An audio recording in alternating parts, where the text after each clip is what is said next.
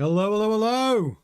Welcome to your Singapore FP3 Watchalong. Thank you to everyone who joined us yesterday.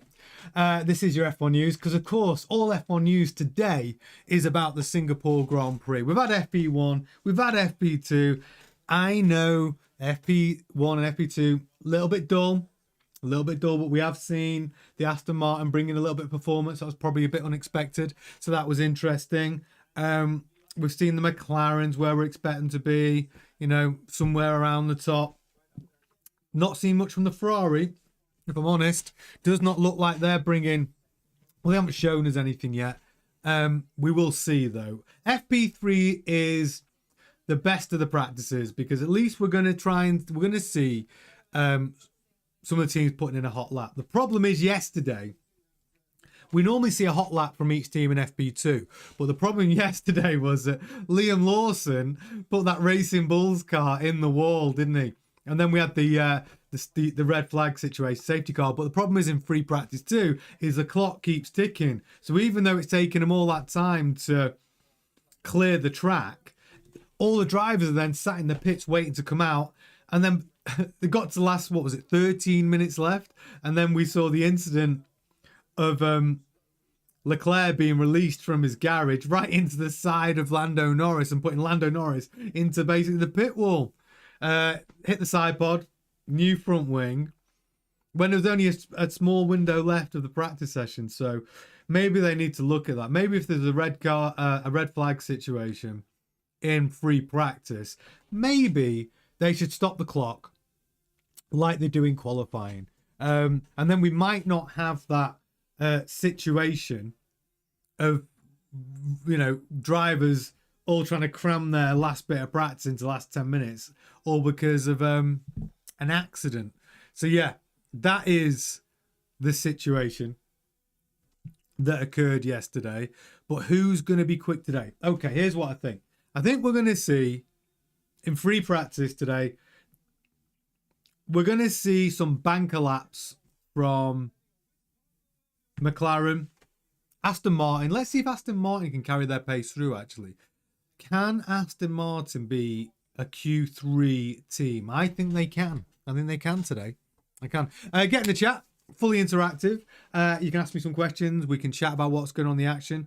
When free practice starts, we can discuss it together and enjoy this this free practice together as we get warmed up for the Singapore qualifying a little bit later.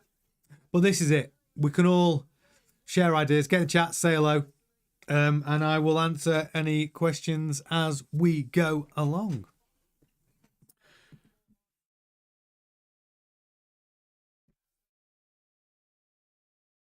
So, I wonder how Liam Lawson's feeling after that mistake yesterday. He does a great job, doesn't he, in Baku. Qualifies P3, which is awesome. Finishes P5 in the Racing Bulls, and most importantly, kept Yuki Tsunoda behind him in P6. And then comes this weekend to Singapore, and then has that really, it's his error, overcooked it. I think it was turn 15 or 16. Puts it in the wall. That's the thing with like Lawson and other rookies. It's just, you've got to be you've got to be almost perfect as an F1 driver. Look at Oscar Piastri, 44 races he finishes, and then he has a meltdown in Baku where he puts the McLaren in the wall in qualifying in Q3, qualifies P9, then he jumps the start. Then hits anti-stall, goes from P9 to the back of the grid, and then puts the car in the wall, turn 5 in Baku. It's just, but then we all focus on it, and I've done the same thing. Oh, McLaren are melting down. Is it the pressure? Is Piastri able to handle the pressure of leading the World Driver Championship? Truth is, I think he is able to handle the pressure. I think he had a terrible weekend. I think McLaren on the whole had a terrible weekend. Lando Norris was dreadful as well. Did not capitalise on the open goal that he had. Did not score enough points. Finishing 7th is pretty unforgivable, actually, with an open goal. That's not how you win Drivers' Championships. And overall, and also, the error in the pit stop. Again, 2 races on the bounce where they've had uber long pit stops over like 4.4 seconds. Crazy. But that's what they're dealing with, McLaren. So what are they going to do now? They're going to come back with a strong performance here. They're going to win the world. They're going to probably win the Constructors' title here in Singapore. Piastri still got a 25-point lead over Norris. But, we're always quick to jump on the story. Like, oh, Piastri, can he handle the pressure? The truth is, I rate Piastri very, very highly. I think he's going to be a multiple world champion. And I think he's going to come back strong here in Singapore. Is he going to be as strong as Max? I have to say no. I think Verstappen's brought another upgrade with him. That Red Bull, a more aggressive, higher downforce front wing. And I'm interested to see how it performs here in FP3. Hey, Gemma. Hello, Motorsport fan. Nice to have you with me. I can see you in the chat. Gemma says, what snacks do you have for today this weekend? What snacks have I got today? Do you know, I'm a bit low on snacks, Gemma, to be honest. But I'll tell you what snacks I do like. I do like a chocolate-covered hobnob. I do. To dip in my cup of tea or coffee. This is coffee. Yeah, there's a question. Absolutely not F1 related. What is the king of biscuits? The king of biscuits in your coffee while you're watching the Formula One. A chocolate-covered hobnob. Amazing. Great biscuit. Motorsport fans, it's going to be an entertaining day today. It is, It is. We're going to get an... I'm glad... Look, FP3 is a little bit more dull, obviously, than qualifying. Of course it is. But what we're going to get from this session, that's what it comes down to. What we're going to get from FP3. I'll tell you what we're going to get. We're going to get the teams putting down a banker lap. We're going to get an indication of who has a chance of putting that car near the front. The one to watch, I think Aston Martin. Aston Martin is the one to watch for me. Fernando was pretty quick. Lance Stroll was P7 yesterday in FP2. Lance Stroll, I think, was Alonso was P4, I think. So, watching the Aston Martin today, let's see if they are going to carry that pace through into FP3 and into qualifying. I think we could see a good point scoring weekend for Aston Martin. That's what I think. Alexander Albon, we need to see where he's at. Because in FP1, that Williams set on fire. Yeah, it's it definitely hampered him because he couldn't get out in FP1. He didn't really put a time in FP2 that was anything decent. So Alexander Albon really needs to get some track time now and really put up a time, because Sainz was doing pretty well yesterday. He was making that Williams get around the track quite nicely. Hadjar. Oh yeah, Hadjar. Was he P4 Motorsport fan yesterday? I think he was P4, wasn't he? In P2, in FP2. He was putting in some quick times, wasn't he? And also Hadjar putting in quick times and Liam Lawson putting that Racing Bulls car in the wall. That's not what Liam Lawson needs, just as he's been improving his performances Grand Prix after Grand Prix. And after sort of, we finished at P5 in Baku and Hadjar finishing P10. It just isn't. Oh, it was P2 in FP2. Yeah, that's right. He put that lap in right at the end, didn't he? You're right. You are right. So, yeah, so Hadjar's one to watch today. Let's see if he can put in another sterling qualifying performance. We will be back for our live stream for qualifying, so make sure you tune in for that. But we've got Behrman out on track now. So FP3 has now actually started. 57 minutes of free practice 3. Where will we end up? Also, if you are watching the stream, brilliant. Thank you very much. Get in the chat. We can discuss the action together. Who do you think is going to put in a driver of the day performance tomorrow? And who do you think is going to be dipstick of the day? So Motorsport fan says, I still think Aston Martin is going to be quick this weekend, but Hadjar could really drag that race ball out. No, I think you're right. So ones to watch. Aston Martin. I also think the internal battle between Hadjar and Lawson, I think they're going to go at it. Even though Lawson put it in the wall yesterday, I think Lawson wants to prove he's as quick as Hadjar. So I think they're going to go at it today, especially in qualifying.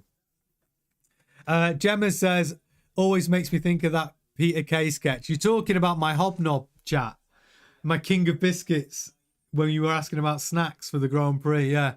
King of biscuits. Chocolate covered hobnob.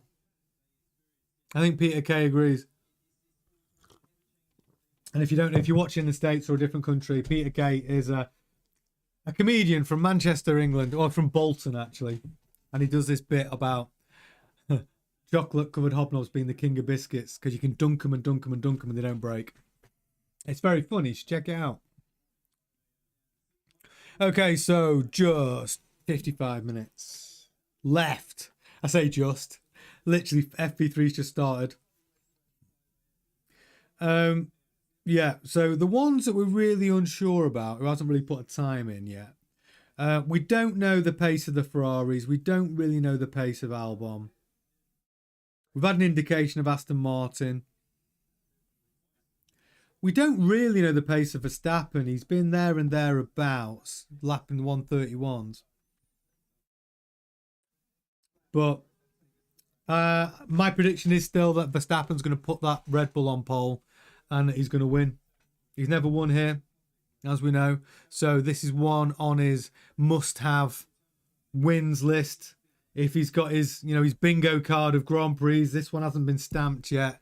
And that's what I'm sure he wants to do it this weekend because it really does cement his charge on the Drivers' Championship.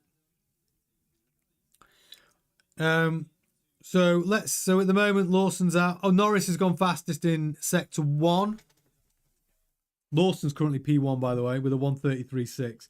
So these times aren't really... There's a good 2 seconds to take off these times. Lawson at 1:33.6. We're going to get down in the 1:31s, for sure.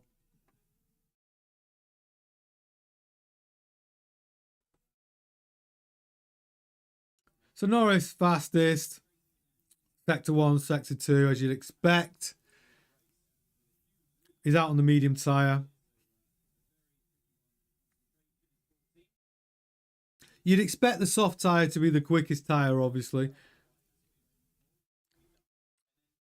So Norris lost a bit of time in that middle sector, actually. 1:31, it's not that good. He's gone fastest with a 1:32.3. The times will start dropping. Piastri's gone fastest in the middle sector. Hadjar, not particularly quick on this lap.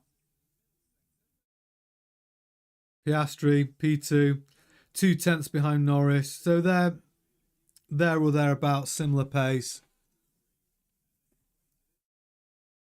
But I'm really keen, for me, I'm really keen to see the Ferrari benchmark. Let's see where Ferrari are at.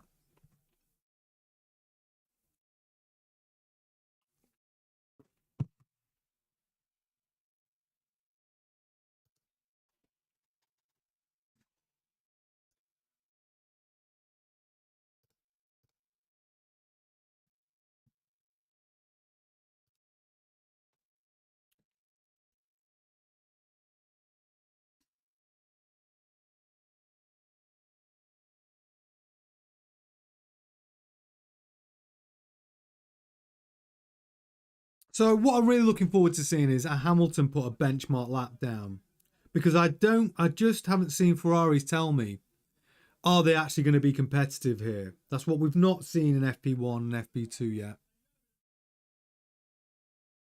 So I'm very keen to see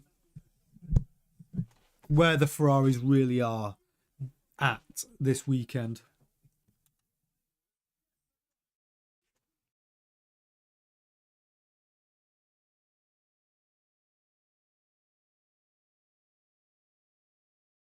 So we can see George Russell on the stream just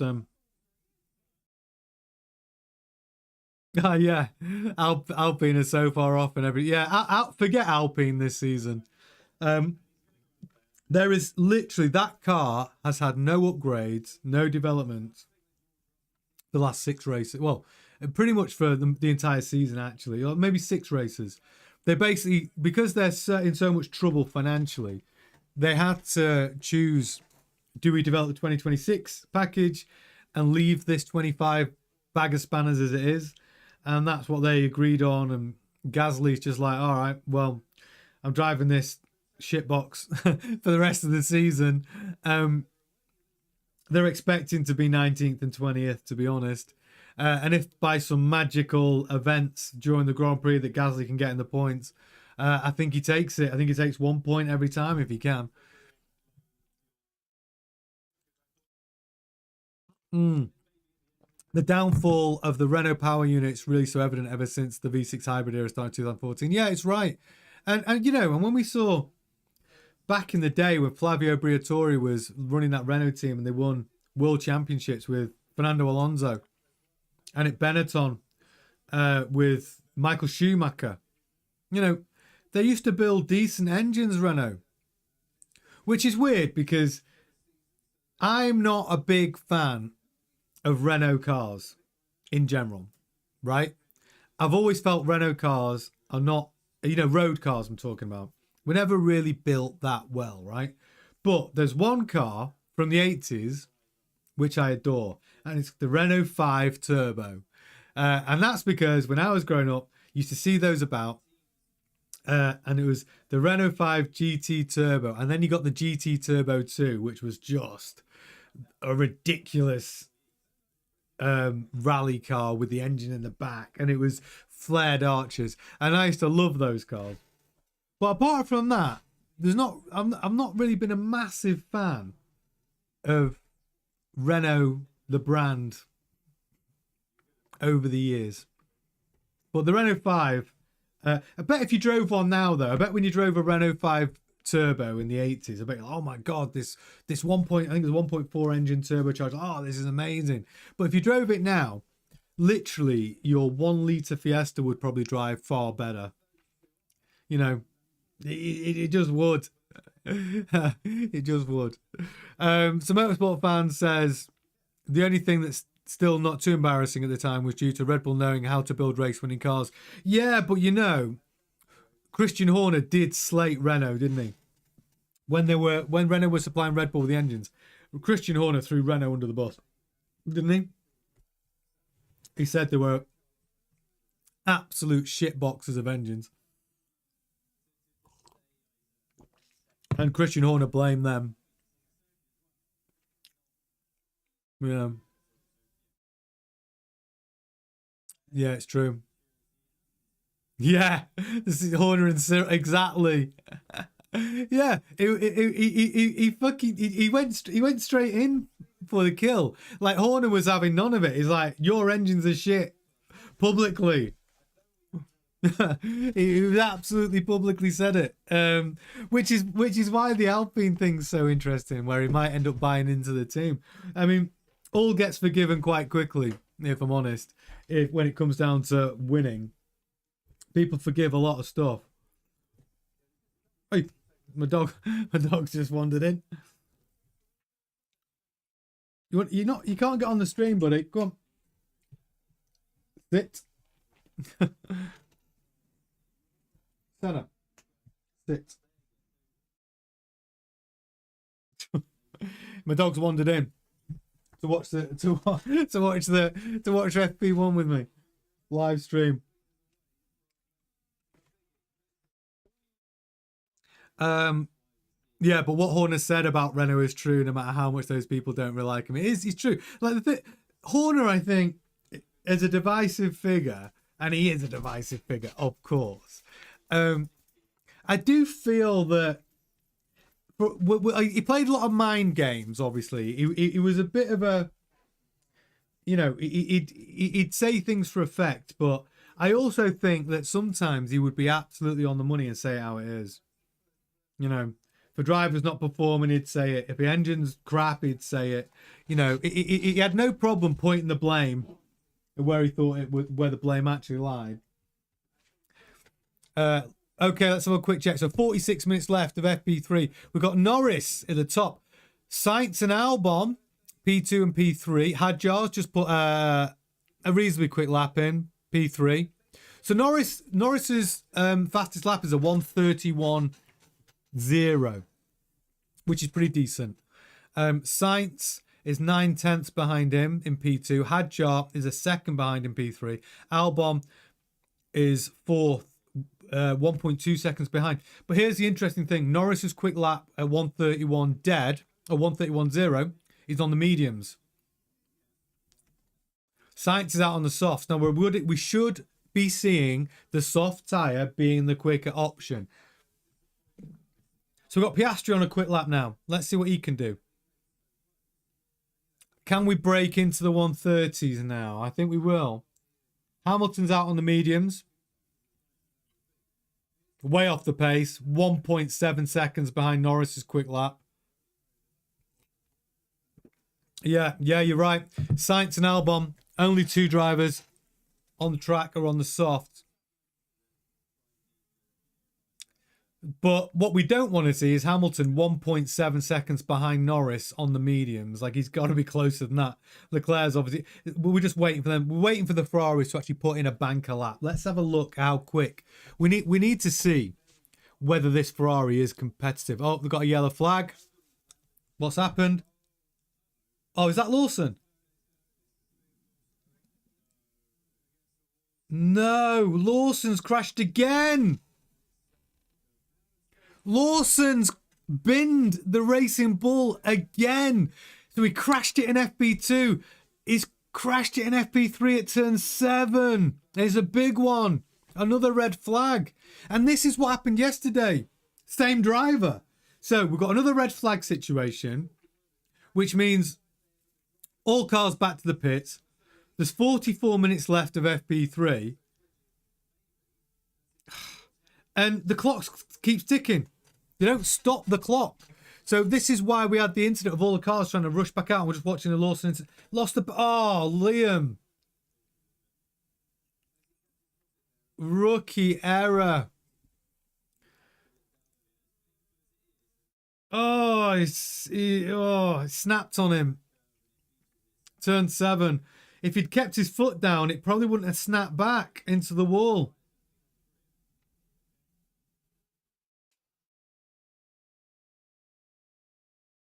Liam Lawson says, I don't know what happened. Got on the curb. That's on the team radio. Oh, Liam. That is... Excuse me. That is not doing you any favours to retaining your drive for 2026, Liam. That is bad news. To bin the car twice in 2 consecutive practice sessions. He better put that car on pole if they can rebuild it in time, but that is not good. Crashed it twice. FP2, FP3 caused another red flag. He is not going to be popular on that in the paddock, and let me tell you, that's rookie. Yeah, that is not good. And you're right, Motorsport fan. Yeah, 2 mistakes from Lawson already this weekend. And what's worse, it's 2 mistakes back to back in 2 practice sessions. He's going to have to come back in qualifying and put that car in top 5 for people to forgive that. Oh, not good. Not good. And the rest of the drivers now just have to sit in the pits while they clean up the track, and they're losing all of this practice time. I mean, it's crazy how they just let the clock keep ticking. When somebody can make a mistake, take everyone off the track for 20 minutes. Clock keeps ticking, and then it just... all teams have a reduced amount of practice time. They don't get to do a longish run because they like to do a longish run to see, you know, the setup of the car over, you know, let's get 10 or 15 laps in. But yeah, that's right, Motorsport. The Motorsport fan, they only stop the clock in qualifying.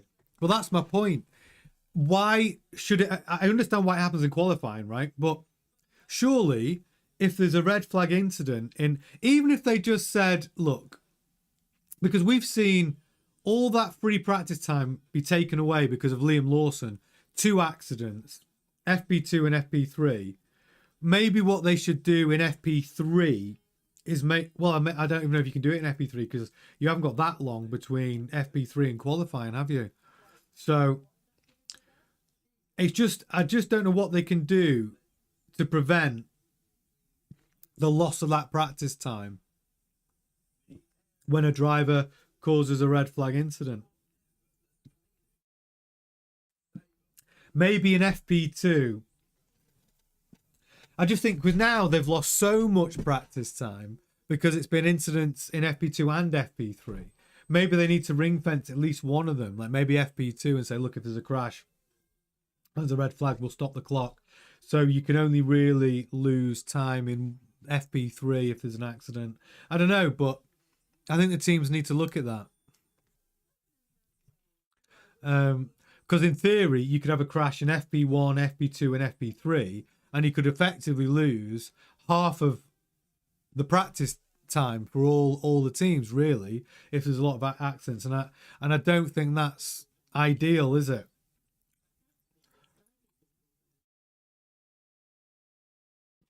But obviously in qualifying, yeah, they obviously stop the clock, but maybe there should be some sort of system in one, at least in one of the practices, where they can guarantee the teams a certain amount of practice time, regardless of someone like Liam Lawson putting it in the wall.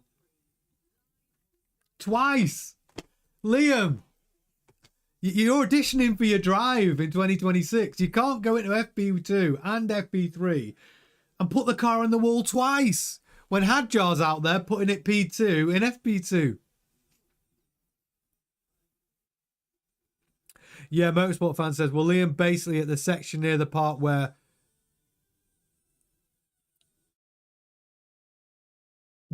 Michael crashed on the rear of Perez back in 2011. I'm watching it again now, actually.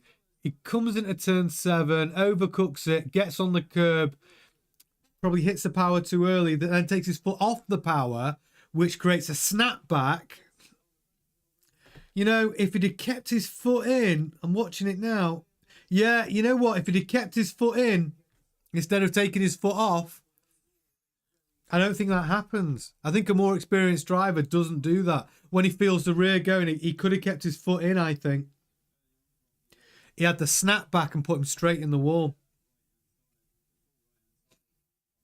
He definitely took too much curb. But on the correction, I think a better driver, a more experienced driver would have corrected that and not ended up in the wall. It's an unforced error again, isn't it? That's the thing.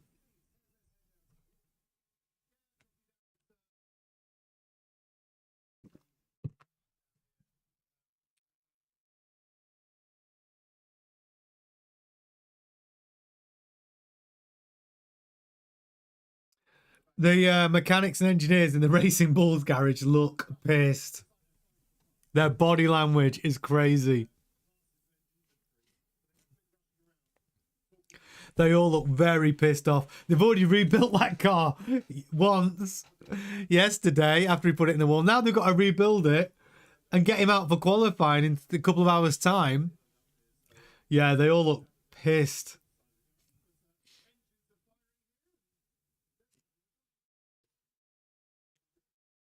Motorsport Fan, in reality, the oldest driver supposedly has been making mistakes like this. Like Michael had a lot of crashes in his 3 years at Mercedes. Yeah, but to be fair to Michael, I'm not going to damage his legacy by his time in the Silver Arrows, because he really, when he came back to Mercedes, it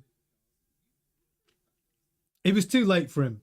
You know, it was almost like,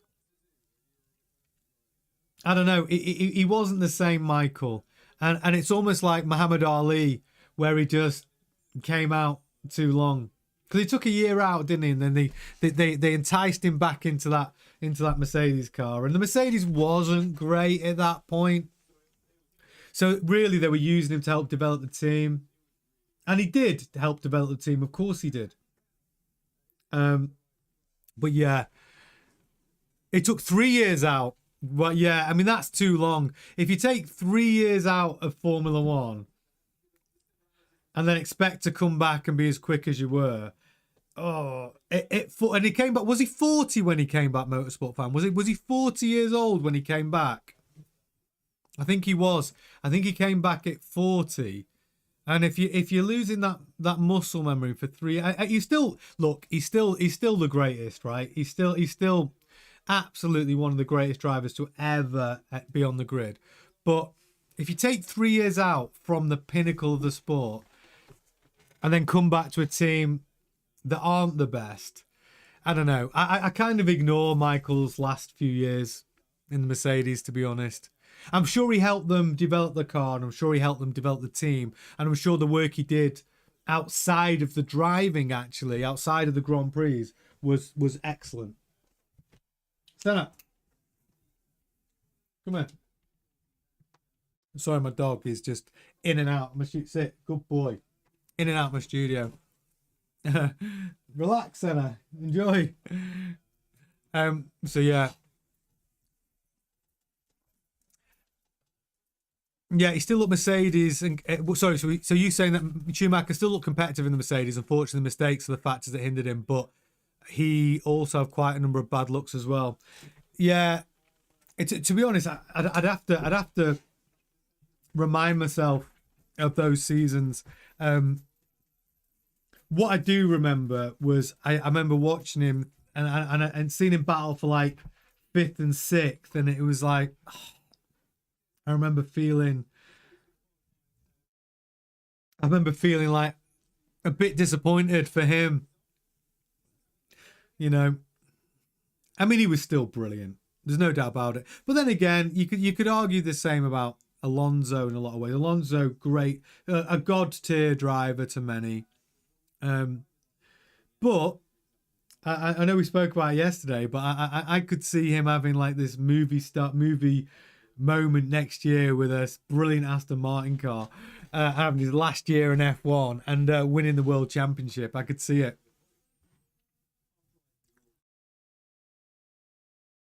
See, Nico Rosberg for me is a quick driver. I think as well what he had to deal with at Mercedes with Lewis was difficult because obviously Mercedes Lewis was number one. So for Rosberg to win a world championship, I thought was good on him. Good on him. And I think in order for him to win that world championship, I think he had to selectively not hear some team orders on the radio a few times as well. But I like Nico Rosberg. I watch him as a commentator on the sport, and I actually think he's pretty honest, and I think he's pretty fair and reasonable. And when he went up to Jos Verstappen after the Horner sacking and blatantly put him on the spot, he said, "Oh, lost for words now. Horner's gone," or something like that. And I was like, "Oh, go on, Nico. Like he's not scared of ruffling some feathers, is he?" So I do quite like him as a commentator because, yeah, Jos Verstappen was so vocal about Christian Horner's leadership. And then as soon as he gets sacked from Red Bull, Nico Rosberg's doing the grid walk and he sees him on the grid and says, and basically Jos wasn't speaking. He says, and he basically said something along the lines of, "Oh, you've not got much to say now. Now Horner's gone." And I just thought, brilliant. Absolutely brilliant.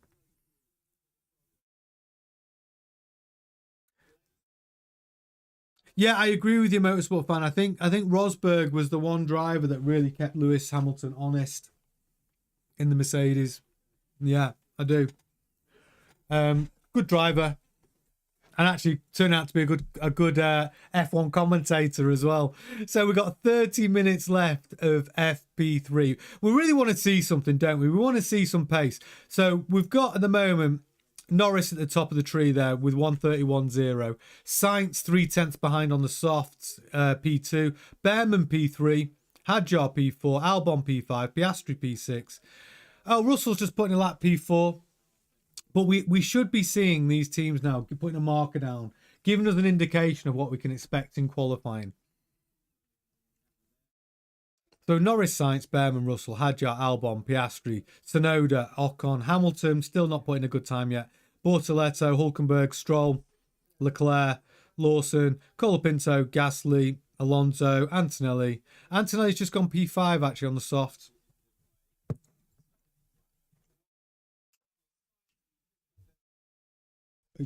Oi.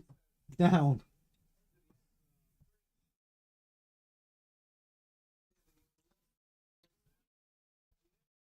Down. So my dog, my dog's joining us. Down.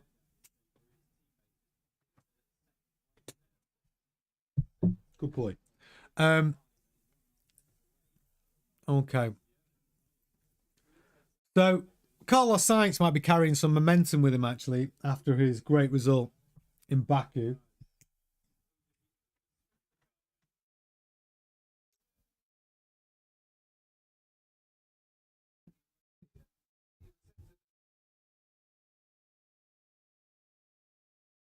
So Carlos Sainz there, just finding the limits of the Williams. He ended up on the runoff area. Albon's gone quicker than Sainz by 1.5 tenths, actually, on the softs. He's only 1.5 tenths behind Norris, but Norris is on the medium tyre.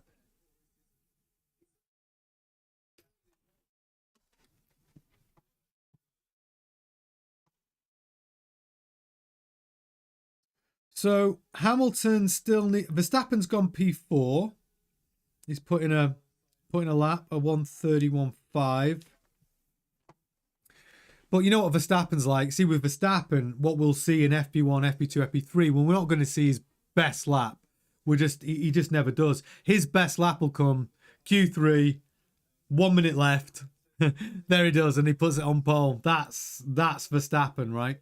But I think we are going to get an indication in FP3 of who to watch. Hadjar being impressive, solid, no mistakes. Unlike his teammate Liam Lawson, who's crashed in FP2 and FP3. The most unpopular person on the grid in the paddock right now, I'm sure. Hamilton, is he on a quick lap now? We'll have a look. Not really. Still 4 tenths off Norris's P1 time. That's not good enough.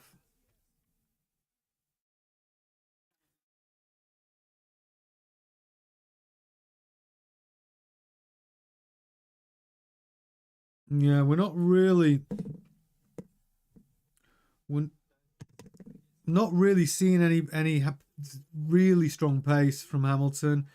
He's on the medium tyre. He's 4 tenths slower than Norris, and that's putting P4. So, would you expect the Ferrari to be 4 tenths slower than Norris? He needs to narrow that gap in qualifying for sure if he wants to get into Q3, which is where Hamilton needs to be. So Leclerc, I think, putting in a hot lap. Let's see if he can get a little closer to Norris's time.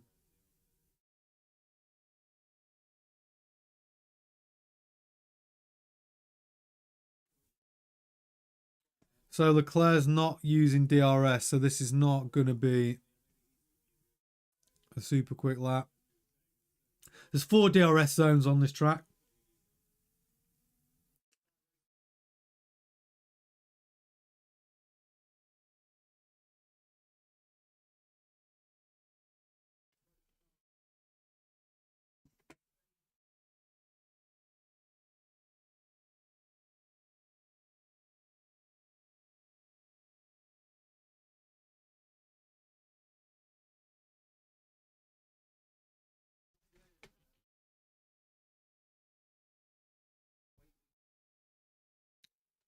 So I'm interested to see if Alonso can put in a time in the top 5, really. I want to see if Aston Martin is still carrying that pace through.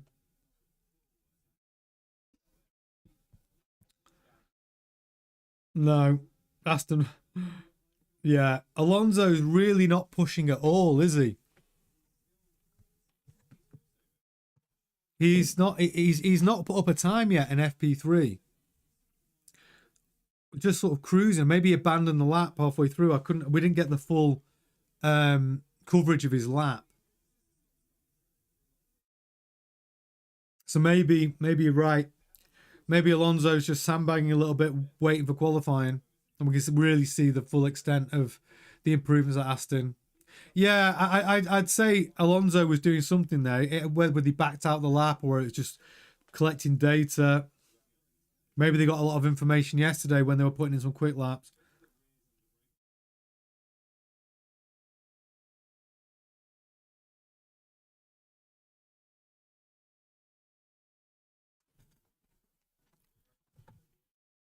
So Russell and Antonelli P7 and P8 at the moment.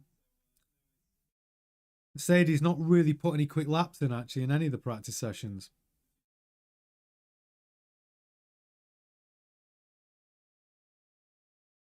Yeah. Yeah, I agree. They're doing longer runs. I agree.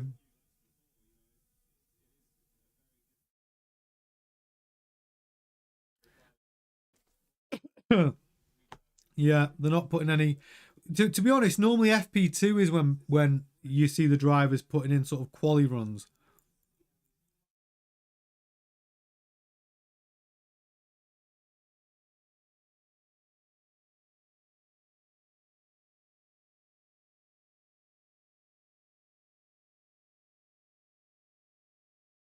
Antonelli's put in the fastest middle sector of anybody.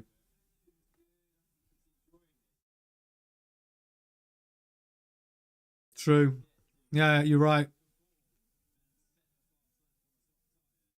I mean, really, when you're watching any of the practice sessions, you're looking for little indicators of how they might do in qualifying, but we're very, very often surprised, aren't we? We think we've got a bit of data. We think the Aston Martins are going to be strong or the Ferraris are going to be strong. I thought the Ferraris were going to be strong in Baku when I was wrong, because of how they were performing in free practice. But yeah, I mean, I'm really looking forward to qualifying though. I am because we're going to see whether our predictions are going to come true. I'm still predicting Max pole position today. Not that we've seen any evidence of it in free practice, but I am still predicting Max to be our pole sitter in qualifying today.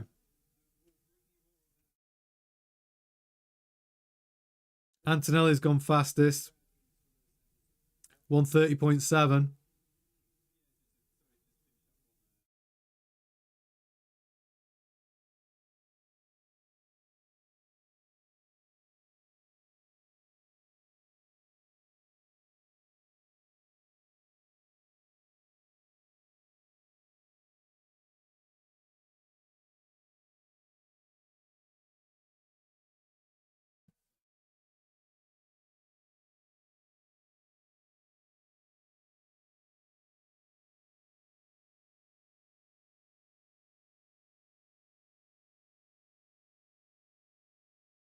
Mm.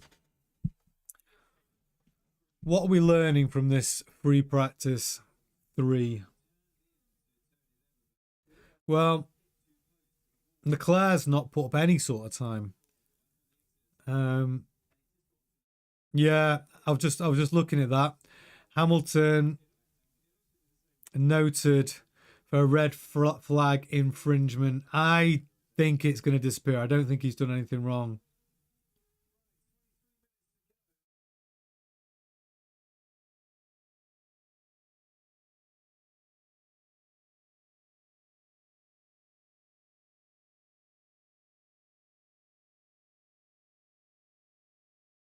So we still haven't seen Alonso put in a decent time yet. Collecting data. He's going to want to do a run at some point during this session, though. I'm sure he's going to want to do a quick lap.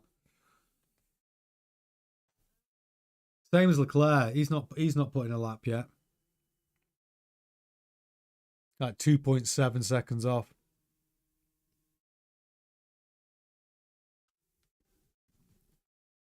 Hello, if you just joined the stream. This FP3 Singapore Grand Prix stream. No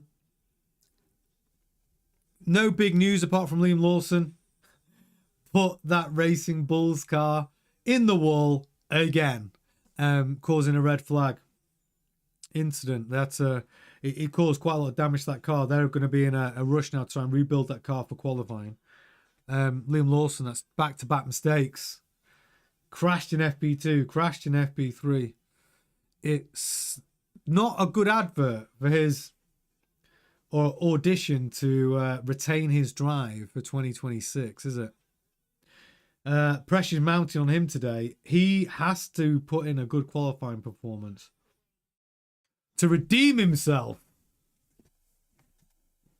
because he's obviously cost that team not only a lot of money, but if you saw the footage of the Racing Bulls team garage after Lawson's crash, they all looked very pissed. They've had to rebuild the car once yesterday, and now they've got to rebuild the Racing Bulls car again to get Lawson out on track for qualifying in a couple of hours' time. And it's not good news.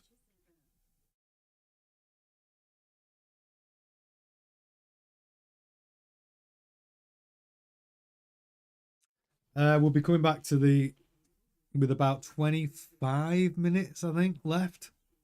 What's the time? Yeah, 20 minutes left, I think, of free practice.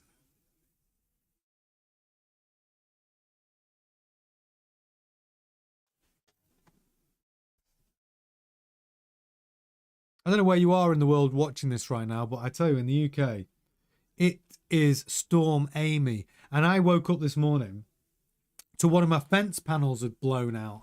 So I had to get up this morning and rebuild a fence. Did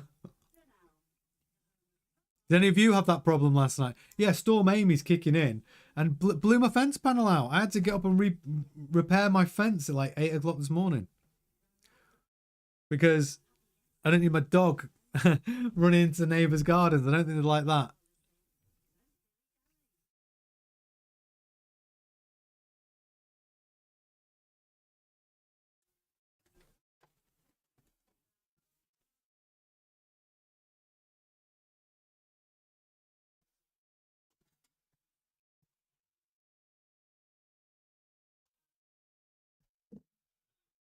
Gemma says, not all heroes wear capes. Are you laughing about my rebuilding fences this morning? Brilliant. It's pretty bad where you are as well, is it? Yeah, I mean, it is storming. But you know, you wake up in the morning, you come down to, let the dog out and you go, oh, God, and you see your fence panel down. You can see right in to your neighbour's garden. It's like, oh. And you know the fence, and you know it's damaged. It's not perfect. Now you got to try and repair it enough for it to slide back in. The worst inventions ever, those fence panels. But yeah, that was my morning.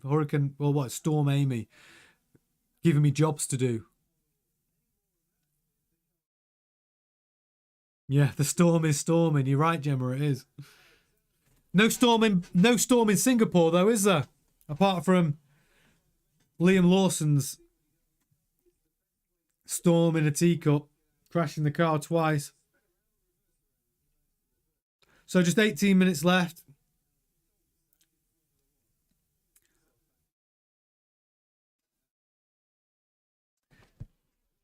Everyone looks like they're having a good time in Singapore. The real excitement's going to start in a couple of hours. I know that. Practice can be a little bit boring. Of course it can. Qualifying's where it gets super exciting. But we are looking for an indication of who's going to do well. Stroll down in P13. I'd like to see Stroll put in a lap, actually. Because the Aston Martin looked good yesterday.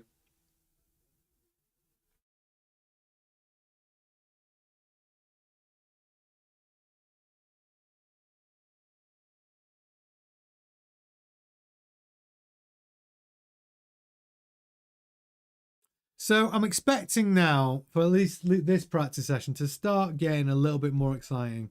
Last 15 minutes of FP3, we're going to want to see some quick times coming in. Sort the men from the boys. Let's see let's see who's come to play.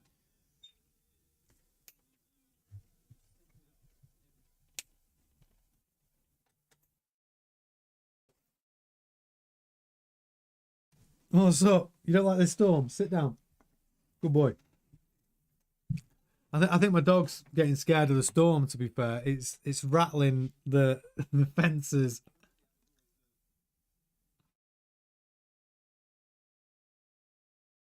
And it's messing up my satellite signal.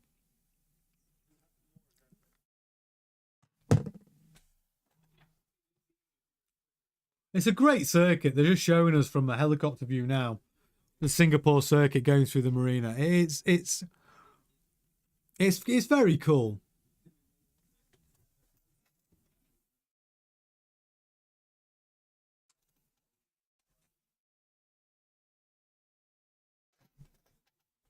We're getting to the business end of FP3. So this is what happens. They've all gone into the pits, and now they're going to come out and try and put in some quick times. So everyone's pitted. I'm expecting most people to come out on the softs, actually.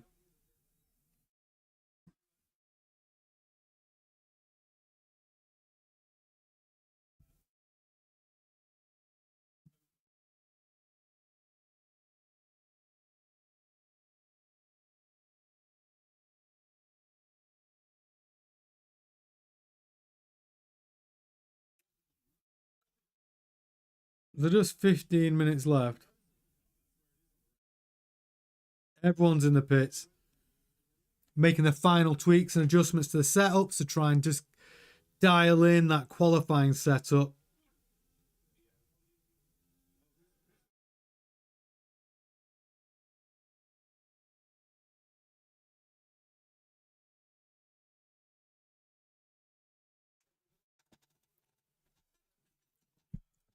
So Leclerc's out on track.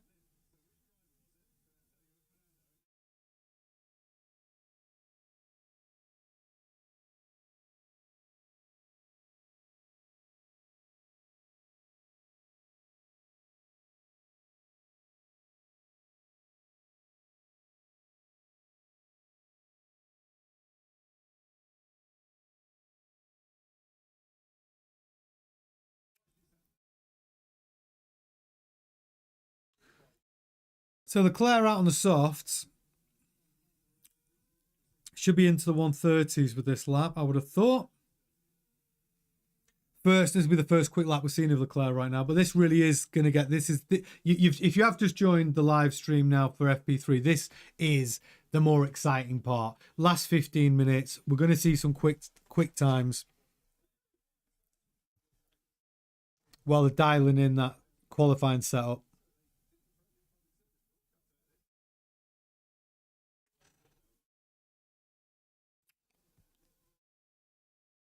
Four DRS zones in this track in Singapore. So Leclerc's pretty quick. Pretty quick.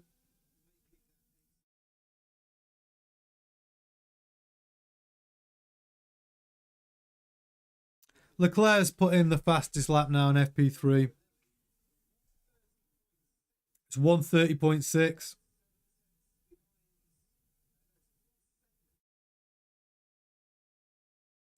So the fastest lap this time last year was 1:29.6. So expect these times to drop. We could see in qualifying 1:29s for sure.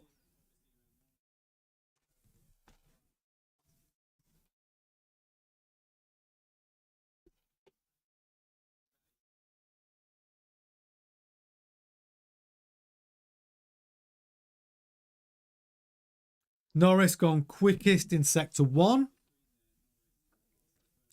Yeah, you're right, Motorsport fan. They're all coming out. They'll all come out on the softs now just to see where they're at with a quick lap. Norris is fastest of all right now in sector 1. But this is where we're really going to get an indication of who's quick here. The next 10 minutes. And you were right, Motorsport fan. I think earlier on they were just trying to do some longer runs on the medium tyre, get some data. But now I think it's about qualifying pace. Oh.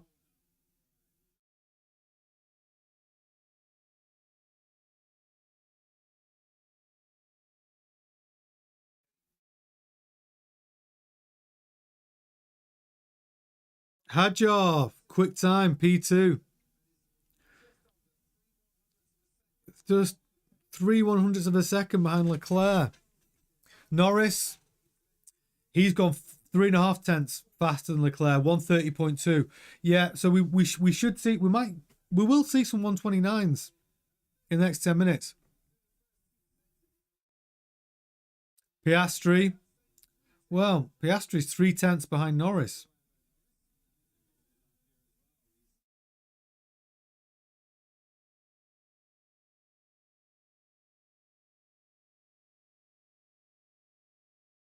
Yeah, Norris has put a decent benchmark down with 130.2. Hamilton's, I think he's on a hot lap here. Hamilton, P2. He's only 2 tenths off Norris. Hamilton putting a marker down quicker than Leclerc.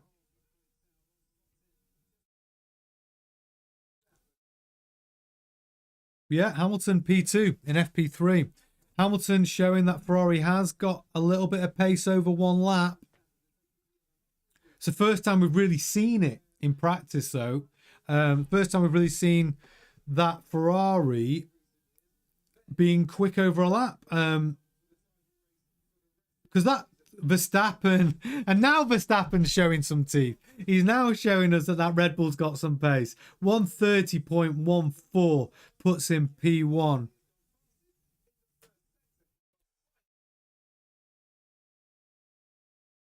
Carlos Sainz puts in a P3 in FP3, 2.5 tenths behind Verstappen's time. I think Carlos Sainz is bringing some mojo with him from Baku. George Russell putting a quick time. P2, just half a tenth behind Verstappen. Norris, Antonelli, Sainz, Hamilton, Piastri. Hulkenberg is putting a pretty quick time for a Sauber in P8.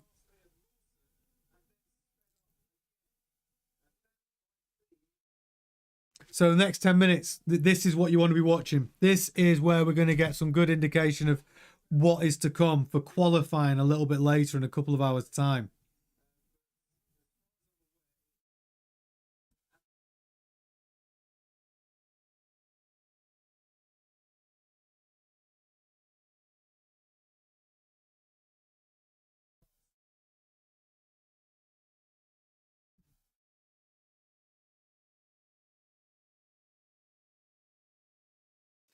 Lance Stroll doing some shithousery.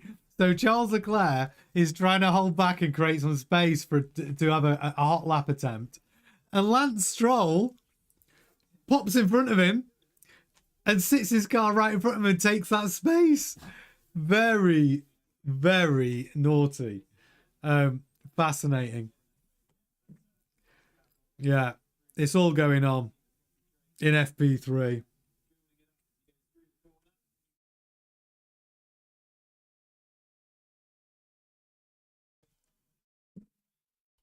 So just 8 minutes left now. Verstappen P1, Russell P2, Norris P3, Antonelli P4, Sainz P5, Hamilton P6, Piastri P7, Hulkenberg P8, Leclerc P9, Hadjar P10, Ocon P11, Behrman P12, Colapinto P13, Albon P14, Bortoletto P15, Stroll 16, Alonso P17. We're not seeing much of Yuki Tsunoda there. He's down in P18. He could do with putting in a marker lap, I would say. He's on a lap now, though. Is he going to be anywhere close to Verstappen? I'm unsure. Gasly P19, and obviously Lawson crashed his car down in P20. They'll be trying to rebuild that car ready for qualifying in a couple of hours.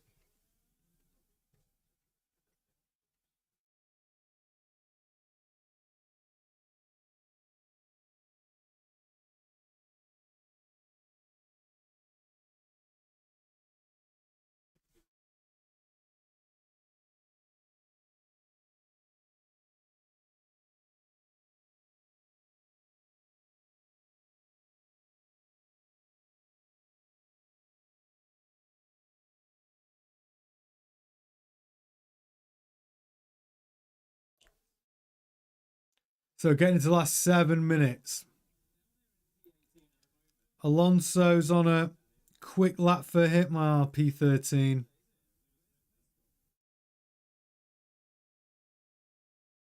See if there's any surprising results. Albon, how's he doing on his hot lap? It's not... Albon's putting in a pretty quick lap here. Is he going to go quicker than Sainz, who's P5? That's his real benchmark. They're timing against Verstappen, but his real benchmark is he as quick as Sainz?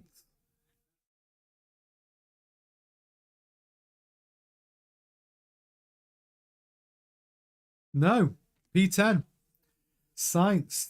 That's a quick lap from Sainz. He's only 2.5 tenths behind Verstappen. And he's put that Williams P5. I really do think Sainz is carrying that mojo forward from Baku.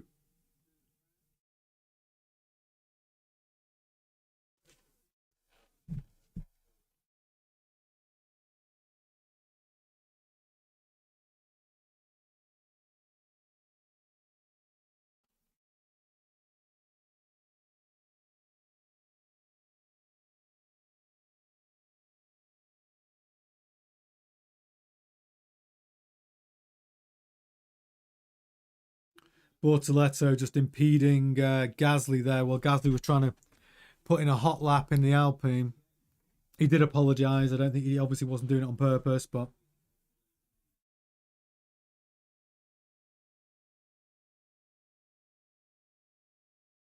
So Verstappen still P1.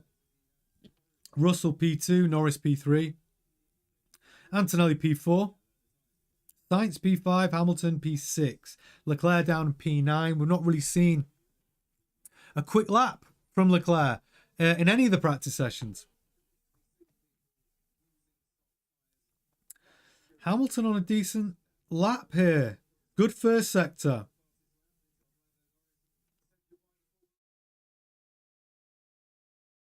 See how he does in this middle sector. Comparative to Verstappen.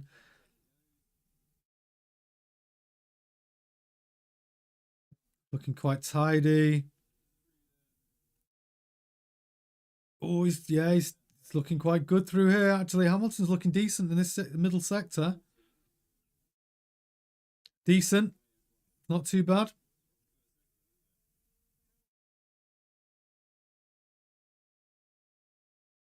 Let's see. It's not going to beat Verstappen's time, but is he going to be within a couple of tenths and maybe go up to... Oh, there's a yellow flag. We don't have a yellow flag. Last 3.5 minutes left.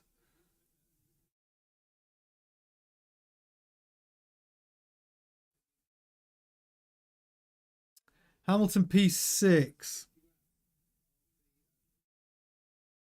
I don't know whether that yellow flag affected his quick lap, but he was 4 tenths behind Verstappen. Leclerc is 5 tenths behind Verstappen. So currently Hamilton's a tenth quicker than Leclerc. Everyone's on the soft tyre now. Hadjar. I know Motorsport fan loves Hadjar. I like Hadjar too. He's gone P6. The interesting result there is he's slower than Sainz. Because that's who he's racing. He's racing Sainz. We've had Hadjar and Sainz have been tit for tat a lot, haven't they? This season, there've been some fallings out.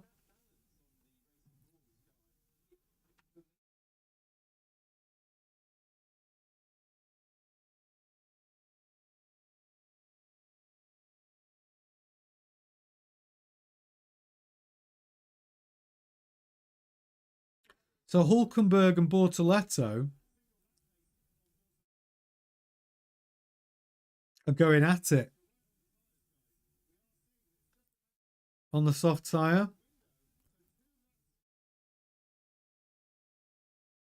So Hulkenberg's actually put in a pretty respectable time in that Sauber.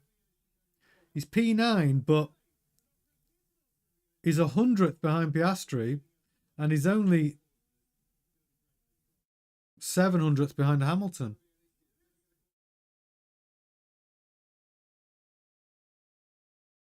Bortoletto's gone P12. He's still a 10th behind Hulkenberg, his teammate. Sauber Garage don't look too pleased, actually. Bring on the Audi takeover. That's what they're all saying. Bring on the Audi Works team.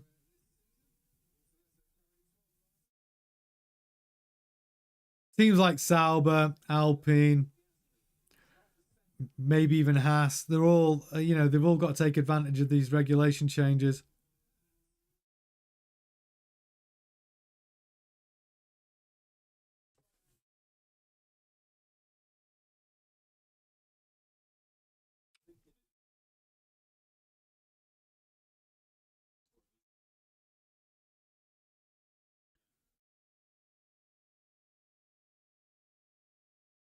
So Antonelli, P4, Russell, P2. The Antonelli within 2/10 of Russell, his rookie season, I think that's really the benchmark. He's gone the fastest, Antonelli, in the second sector, though, the middle sector. Could be on for a better time here. But he's really pushing his Mercedes. He's really... Antonelli's gone P3.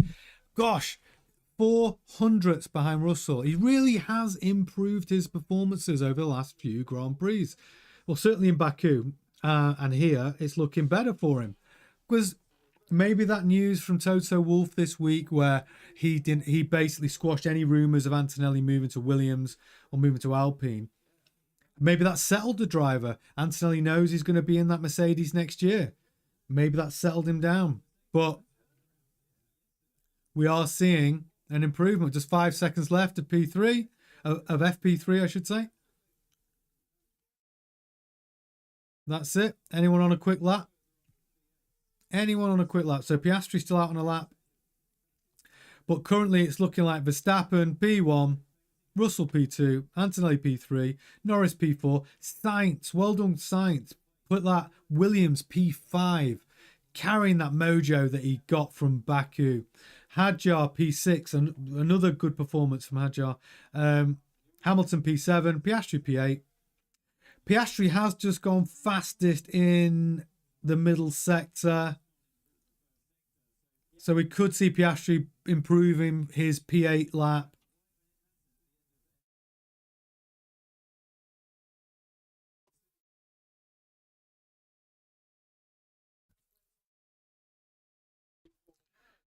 So drivers finishing their current laps. We've got Piastri putting in a P2 performance. He was just, 200ths behind Verstappen's lap there. Norris P5. Russell's on a lap.